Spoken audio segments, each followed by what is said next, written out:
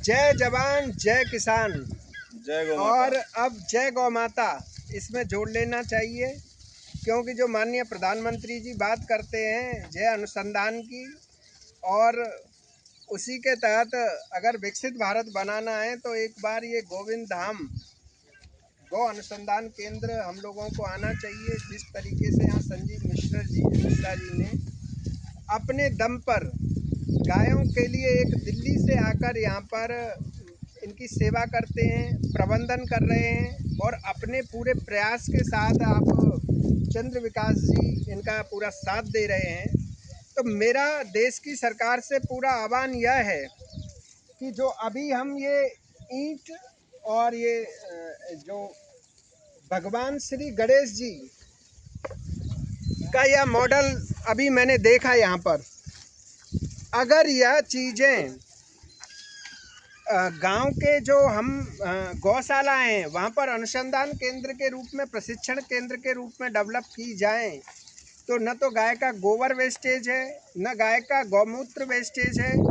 और मैं 100% सत्य बात कहता हूँ कि आप कितनी भी भाषणबाजी कर लीजिए, अगर गौ को आप अर्थव्यवस्था में, गौ आधारित अर्थव्यवस्था पर आपने काम नहीं किया तो समाज तो स्वास्थ्य के हिसाब से पतन में जा ही रहा है। इस देश की आप अर्थव्यवस्था को कभी नहीं खड़ा कर पाएंगे, क्योंकि यह गॉड गिफ्टेड है। संजीव मिश्रा जी, एक बात बताइए, पहले ये गणेश जी के बारे में जानना चाहूँगा आपको। ये ऐसा मैं पहली बार देख रहा हूँ कि गाय के गोबर से जिस तरीके से आपने ये प्रतिमा को बनाया, किस तरीके से बनाया? जी केपी जी, स्वागत है आपका श्री गोविंद धाम गौ संवर्धन केंद्र में।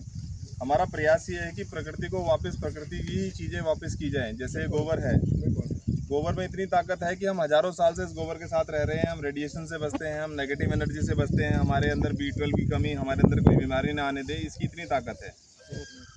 पूरा भारत जो है वो चाइना के प्लास्टिक भगवानों की पूजा कर करके उसको थोड़े दिन बाद फेंक देता है। उसके बाद वो उनकी क्या दुर्गति हो रही होती है वो भगवान ही जाने, जिनकी पूजा हुई थी। हमारा प्रयास ये है कि जब तक आप गोबर के गणेश जी की पूजा करते हैं तब तक ये पूजा करिए, और जब इसको फेंकेंगे तो खाद के रूप में काम आएंगे। इसमें बीज डले हुए हैं अलग अलग पौधों के और पेड़ों के। जैसे तुलसी का है, अगर आप इसको कहीं फेंकते हैं तो तुलसी वहाँ उगेगी, नहीं भी उगी तो खाद तो बन के जा रही है ये। तो आप, हमारा प्रयास ये है कि हमारे वातावरण को जितना शुद्ध रखा जाए। सिर्फ गणेश जी नहीं, हमने माला, चप्पल, आसन बैठ के पूजा करने के लिए, ये ईंट को आग में जलाएंगे घंटों तो ये नहीं जलेगी। अच्छा। हमारी जितनी मिट्टी यूज होती है, इसका वेट भी बहुत हल्का है और मजबूत भी है। और गर्मी में ये घर जिससे बनेगा वो ठंडा रहेगा, ठंड में गर्म मैं रहेगा। बहुत सारी वीडियोस देखता हूँ जो गाय के गोबर से जो घर बन रहे हैं, उसका मुझे लग रहा है इस तरह का ईंटों का बिल्कुल। सब इसको समझना ऐसे है कि इसमें जितनी मिट्टी उपयोग हुई है, एक ईंट बनाने में जितनी मिट्टी उपयोग होती है उससे 12 ईंटें बनती हैं ऐसे। ये जो इलाका पूरा खोद दिया इन्होंने ईंटों से, भट्टों ने, पीछे भट्टे, अगर कैमरा मैन दिखाएं पीछे राहुल भाई, तो ये पीछे सारे भट्टे चल रहे हैं, पोल्यूशन कर रहे हैं। ये सारे भट्टे बंद हो जाएंगे। क्यों? क्योंकि ईंटें जब इस तरह की बनेंगी, आप अपने घर में इसके छत पे बनाइए या अपने घर बनाइए, तो इससे वातावरण घर का ठंडा रहेगा, गर्मी में गर्म रहेगा। और ये ईंटें बनानी आसान है। हर हमारा जो गौपालक है 2 गाय पाले और उससे ईंटें बना के इकट्ठी करें। लोग जैसे इन भट्टों से ईंट खरीद के इकट्ठा करके मार्केट में बेचते हैं, ऐसे हमारे सेवक खड़े जाएंगे जो जगह जगह से ईंटें उठाएं। इस ईंट को बनाने के लिए कोई रॉकेट साइंस की जरूरत नहीं है। जो हमारा मसाले हैं हम बताते हैं, सिखाते हैं यहाँ पे कैसे बनाना है। हमारे देश में हर 2 व्यक्ति 2 गाय पाले और इस तरह के प्रोडक्ट बनाए, अपने लोकल इलाके में वो धूप बत्ती, ये मूर्ति और ईंटें बेचे। ये गाय का गोबर इस देश की अर्थव्यवस्था का आधार बन सकता है। तो हम दूध न देने की वजह से जो गौ माता को छोड़ देते हैं, जो हमारे नंदी कष्ट सह रहे हैं, डेली हजारों एक्सीडेंट होते हैं, जाने कितने लोग अपनी जान गंवा देते हैं।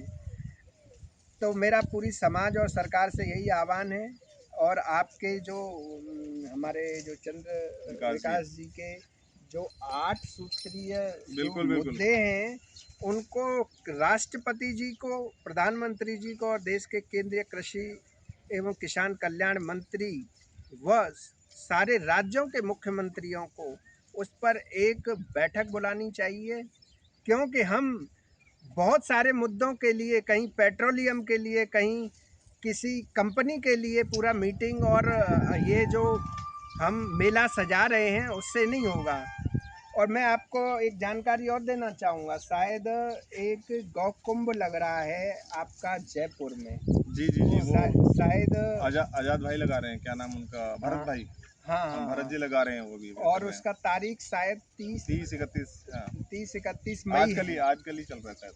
नहीं, अगला 30-31 महीना, मई हाँ, मई में है। अगला महीना है। 3 दिन का है शायद। पहला हाँ महीना हाँ, भरत भाई करा रहे हैं, तो वो हमारे मित्र हैं। मैं आपसे कहना चाहूँगा, जयपुर में उस गौ कुंभ में भी पहुँचें, और अगर वहाँ नहीं पहुँच पाएँ तो हमारे संजीव मिश्रा जी हैं, इनके अनुसंधान केंद्र पर आकर आप गाय की शक्ति के बारे में, उससे जो अनुसंधान इन्होंने किया है उसके बारे में जानकारी प्राप्त कर सकते हैं।